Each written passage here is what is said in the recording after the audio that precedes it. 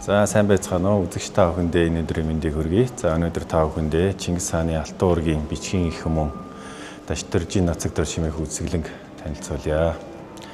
За их зохиолч Нацаг Дорж маань Чингис хааны Алтан уургийн шууд угсааны хүн бөгөөд за түүний хошуун харьяалагдж байсан хошууны гэрээ үеийн бичигт түүний өвөг эцгийг бүртгэсэн байдаг юм байна. За энэ хүү гэрээ үеийн бичиг маань архив ерөнхий газар хадгалагдаж байгаа. Батмунх Даян хаанаас эхлүүлсэн ийм гэрээ үеийн бичиг байгаа. За энэ хүү гэрээ үеийн бичгийн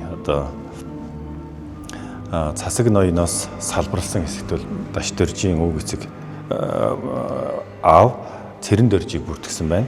За энэ Цэрэн Дорж гэдэг хүн бол 4 хүүтэй ийм хүн байсан байна. За энэ Цэрэн Доржийн баг хүү нь бол Дашторж. За энэ гэрээ үеийн бичигт бол Дашторжийн нэрийг бүртгээгүй боловч энэ түүний төрсөн ах нарыг зөв бичсэн байгаагаар энэ бол одоо Нацаг Доржийг энэ дээд үеийнх нь гэрээ үеийн бичиг гэж одоо судлаачид үзжээ.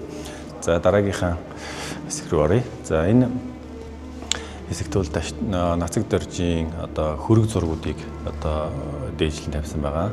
За тухайлбал энэ зураг бол Нацаг Дорж 1923 онд бүх цэргийн зөвлөлийн нарийн бичгийн дараагаар ажиллаж байсан үеийн зураг. За энийг бол 17-оос 18 настай үеийн зураг гэж одоо судлаачид үздэг юм байна.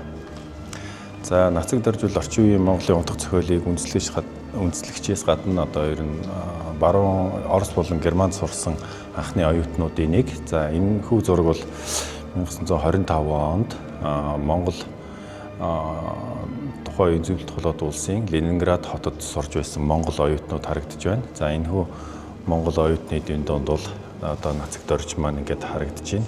За энэ үед бол Нацаг Дорж Толмочавын нэрэмжит цэрэг улс төрийн актимд бол сонсогчоор одоо сурж байсан. За мөн түүний эхнэр Дорн дахны амьд хэлний сургуульд одоо сурж байсан. Энэ нийт одоо 30 гаруй монгол оюутнууд одоо харагдаж байна. За энэ хүү үзэсгэлэнгийн дараагийн нэг сонирхолтой хэсэг бол их зохиолчийн маань хэрэгжилж байсан яг ажлын ширээ байгаа. За энэ хүү ажлын ширээ бол яг одоо бол шинжлэх ухааны актимын түүх угсаатны зүүн хүрээлэнд хадгалагдаж байна. За дээрээс нь энэ бичгийн машин байна. Энэ бол зохиолчдын эвлэлд хадгалагдаж байгаа. За их зохиолчийн маань өөрийн хэрэгжилж байсан ийм бичгийн машин байна. За энэ одоо бас өөрийнхөө бичгийн машин бүтэн бөгөөд энэ гадуурх гэр энтер нь одоо бас одоо хадгалагдаж байна.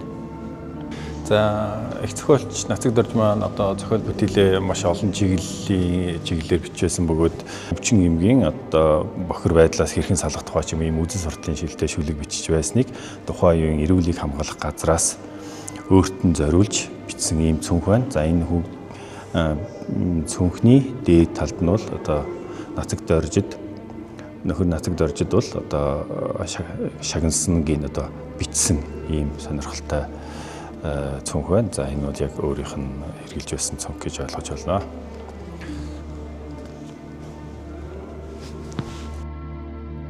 Монголын ард түмэн сайн мэднэ Нацаг Дорж маань одоо Монголын орчин үеийн утга зохиолыг үндэслэгч одоо маш олон зохиол бичээл бичсэн.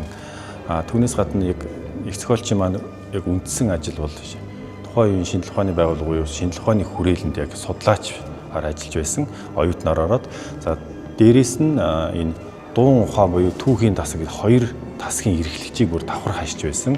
За үндсэн ажил нь бол ер нь судалгааны ажил. За энэ зохиол бүтээл бол түүний одоо юу гэдгийг яг ажлын бус цагаар хийсэн зүйл нь бол түүний зохиол бүтээл гэж бас ойлгож болно. Их зохиол Нацаг Дорж маань дуун ухааны тасгийн эрхлэлээр ажиллаж байсан бөгөөд энэ фольклор хэмээх өөрийнх нь гар бичмэл тэмдэглэл байгаа. Энэ дээр бол одоо бөөгийн хувцс сэргэл болон энэ хувцс сэргэлтэй холбоотой гар бичмэл бичсэн байна. За энэ нь бол одоо яг зохиол бүтээл биш өөрийнх нь яг судалгааных нь үндсэн ажил гэж ойлгож байна.